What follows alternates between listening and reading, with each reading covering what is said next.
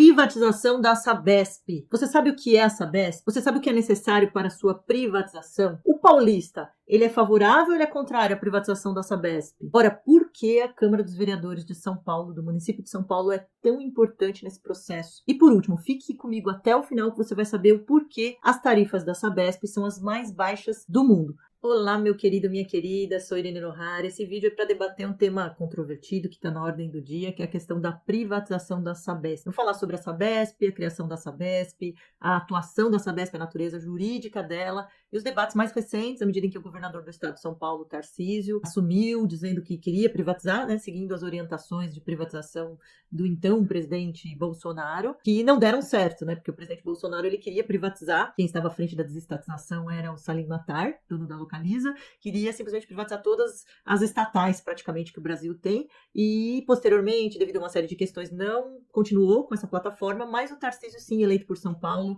chegou com esse compromisso de privatização da Sabesp e ajeita também, debate bastante com o prefeito de São Paulo, né? A gente está às vésperas também de eleição municipal, então esse tema ele é da ordem do dia, né? Porque alguns candidatos já dizem que não vão prosseguir essa privatização da Sabesp, mas ao mesmo tempo você vê uma agenda que avança a largos passos para isso. Então vamos falar primeiro sobre a questão da Sabesp. Então a Sabesp é uma companhia, uma empresa, uma sociedade de economia mista que se volta ao saneamento básico. Então, importante a gente saber que, enquanto sociedade de economia mista, a sua forma societária de SA, por isso que ela abre as suas ações, e em 2002 ela abriu as suas ações na Bolsa de Nova York, gerou uma internacionalização, é uma companhia lucrativa que tem características próprias e que se transformou na maior de saneamento da América Latina, atraindo todos esses olhares. Mas para entender isso, eu e o Alessandro Ottaviani, a gente tem uma obra sobre as estatais, né? O Alessandro Ottaviani, professor de Direito Econômico da Faculdade de Direito do Largo São Francisco, da USP, e atualmente é superintendente da SUSEP. A gente fez essa obra em que a gente escolheu algumas estatais que são pujantes para trazer esse histórico, né? A gente tem BNDES, Caixa Petrobras, Embrapa e Sabesp. Então a gente tem dados aí da Sabesp quando da criação, foi na época da ditadura militar, em que houve o Planasa.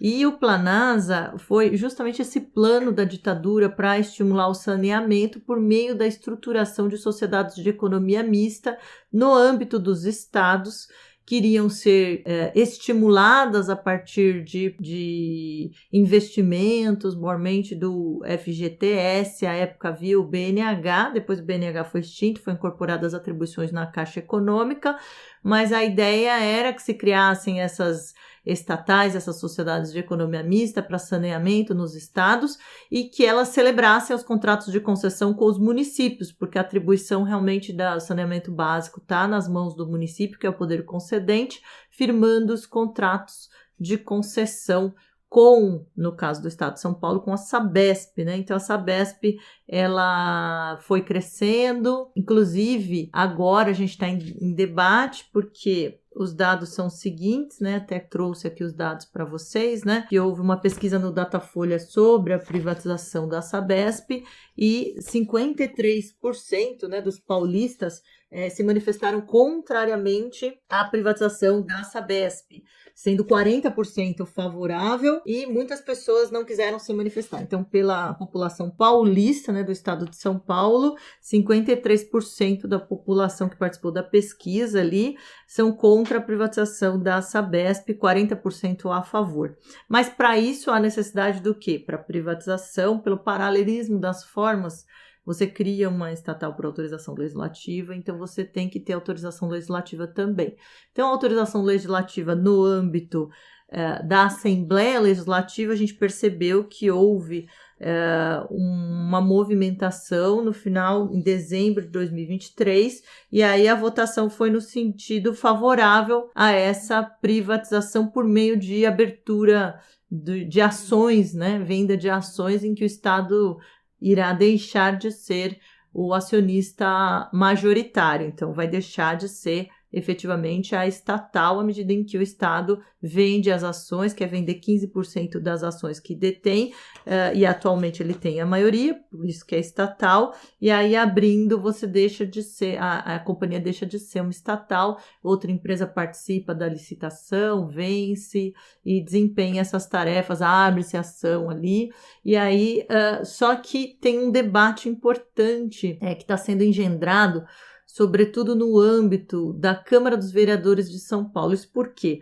Porque como o poder concedente é municipal, e São Paulo, a cidade, o município de São Paulo, ele é responsável por 45% do lucro da Sabesp, né, por conta da sua população que se utiliza, né, dos serviços da Sabesp. Então a gente tem mais de 11 milhões de pessoas se utilizando dos serviços no município de São Paulo. Então é muito importante para a preservação dessa sistemática que haja também, né, o apoio para aqueles que defendem a privatização da Câmara dos Vereadores. E a Câmara dos Vereadores de São Paulo criou uma comissão para debate sobre a privatização da Sabesp. Inclusive, as audiências realizadas aí estão à disposição do público para serem vistas, né? Porque são públicas, é um debate que interessa não só aos paulistanos, mas aos paulistas também, e também a todo o Brasil, né, da importância de ser a maior de saneamento da América Latina. E aqui eu trouxe um dado que eu achei muito interessante, porque houve a participação de alguém que foi diretor ali da Sabesp, desde a década de 80, em que ele trouxe dados importantes para refletir à medida em que, quando a gente vai fazer investimentos em saneamento, são investimentos que demandam obras de infraestrutura muito custosas, né? Para um retorno que é demorado, né? Então, esses modelos de concessão, eles têm que refletir sobre essas questões. E aqui nós tivemos o diretor metropolitano da Sabesp, Paulo Masato Yoshimoto, desde a década de 80, desempenhando tarefas aí e verificando as ocorrências, inclusive em crises hídricas de abastecimento que a gente passou na década de 90, né? Mas depois foram aprimoradas por conta das transformações em infraestrutura existente no abastecimento, sobretudo da cidade de São Paulo. E ele diz o seguinte, que a Sabesp, ela tem uma das menores tarifas de água do mundo, a sexta menor do Brasil. E o porquê que ele reputa essas tarifas tão baixas, né? Porque a preocupação da população quando se fala em privatização é se vai haver aumento da tarifa, né? Ele reputa tão baixa justamente porque, à medida em que se trata de uma estatal e houve toda essa política articulada e integrada para o financiamento desta infraestrutura vista como importante, a Sabesp obteve, a partir de grandes bancos de investimento, um financiamento a longo prazo. Então, por exemplo, o da JAICA, em um percentual de captação de recursos e de fonte de financiamento muito boa, né, para gerar esse investimento em infraestrutura. Então, de 0,1% ao ano, Banco Mundial, Banco Interamericano. E pensar a longo prazo e obter essas taxas realmente baixas permite com que haja tarifas menores, mas não só isso também. O próprio modelo de divisão de dividendos adotado pela Sabesp utiliza o mínimo, né, da lucratividade sendo distribuída para os acionistas e o máximo, o mínimo permitido pela lei das SAs, que é 25%, e 75% desses dividendos, desses valores, né, sendo reinvestidos em infraestrutura para a garantia de universalização. Então, o que foi dito nessa audiência? Que, de fato, essas metas que estão sendo anunciadas com a privatização já são contempladas nos próprios contratos firmados e a Sabesp já tinha se antecipado em 2029 em relação a essa universalização já garantida, né? Então, é importante debater porque para o povo interessa bastante a questão, imagino que interessa bastante a questão sobre o aumento do valor das tarifas, né? Porque as tarifas realmente estão muito caras de vários serviços, isso compromete não só a questão da água, mas justamente a universalização diante da situação existente. Mas está na pauta do governo, tanto estadual quanto municipal, essa privatização. E alguns candidatos já estão dizendo, é bom que aconteça em 2024, porque se não for aí, a gente não vai garantir esse tipo de pauta devido à importância, o fato da Sabesp ser lucrativa e ser relevante segundo outra visão. Mas aí, se avançar a privatização, o que ocorre? Bom, há necessidade realmente de haver essa autorização por âmbito da Câmara dos Vereadores, e em havendo autorização, em se entendendo no âmbito do legislativo, né, dos governantes, né, governante em sentido amplo, né, que abrange também vereadores e pessoas que são envolvidas nesse debate, esse parecer favorável em relação à privatização, né, daí certamente que as ações serão valorizadas e aí serão vendidas, alienadas, né, alienado ali a participação majoritária estatal, né, com uma série de necessidades também de observância de regime jurídico. Mas, se eventualmente houver uma resistência, até porque o poder público municipal, existem cláusulas que determinam também que a continuidade do contrato tal qual celebrado depende de se manter a Sabesp da forma como está, né? À medida em que é privatizada, também há necessidade de se repensar esse contrato, aí a possibilidade também de criação de determinadas sociedades de economia mista ou até autarquias municipais, porque a Sabesp foi proveniente da junção de diversas delas, de departamentos, de entidades de fomentos, de diversas entidades, né? Então há a possibilidade futura também, à medida em que, por exemplo, na Europa, a gente vem enfrentando um debate sobre a necessidade de reestatização, principalmente no saneamento municipal. Então, vai ficar em aberto também essa possibilidade. A gente tem no estado de São Paulo algumas municipais pujantes na área de saneamento, por exemplo, a DAE em Jundiaí é uma delas, e muitos municipalistas se ressentiam do fato de que, quando do Planasa, na época da ditadura militar, se criou muito a articulação de financiamento via União junto com empresas, ou seja, com sociedades de economia mista, que seriam concessionárias estaduais, né? Então, a gestão estadual, o financiamento da União, e os municípios se ressentiam de não estar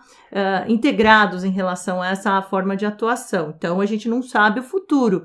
Há a possibilidade de haver a privatização da Sabesp e, simultaneamente, muitos municípios constituírem também novas sociedades de economia mista, se for levar em consideração que a Europa anda fazendo, porque anda colocando na ponta do lápis a questão da lucratividade. Até porque os acionistas, eles não vão querer ficar só nos 25% de dividendo e lucratividade, no patamar mínimo. Vão querer o patamar maior para ser um bom investimento para eles. E isso vai implicar o quê? No aumento da tarifa. Mesmo com a alienação imediata da Sabesp, isso aí tem um limite de prazo para trazer, até porque você está abrindo mão da lucratividade que vai para o governo do estado. Só que assim, o que está em jogo mesmo é um debate sobre as dívidas da municipalidade em relação à Sabesp. Então as questões, elas ultrapassam a seara econômica e jurídica e vão parar na seara política. Então, vou aqui gravando vídeos, né, para a gente acompanhar, porque é um tema que é muito dinâmico, a cada momento tem um novo ato, tem uma nova circunstância que altera esse estado de coisas, mas espero que esse vídeo tenha te auxiliado a compreender o que é a Sabesp, o que está em jogo, como é que é feita essa privatização, né, pela abertura do capital para venda de ações, né, cerca de 15% das ações que são hoje controladas pelo acionista majoritário, que é o Estado, serem abertas e negociadas nessa privatização da Sabesp, que está em curso com bastante resistência, mas não tão divulgada, né? Acho que tem pouca pessoa que realmente sabe de forma aprofundada o que é, por que é, quais são as implicações, como que funciona essa questão da privatização e qual é o momento enfrentado pela privatização da Sabesp. Então, espero que esse vídeo tenha te ajudado e a gente continua aqui no canal sempre divulgando os temas que são relevantes, que são importantes em relação ao direito administrativo brasileiro.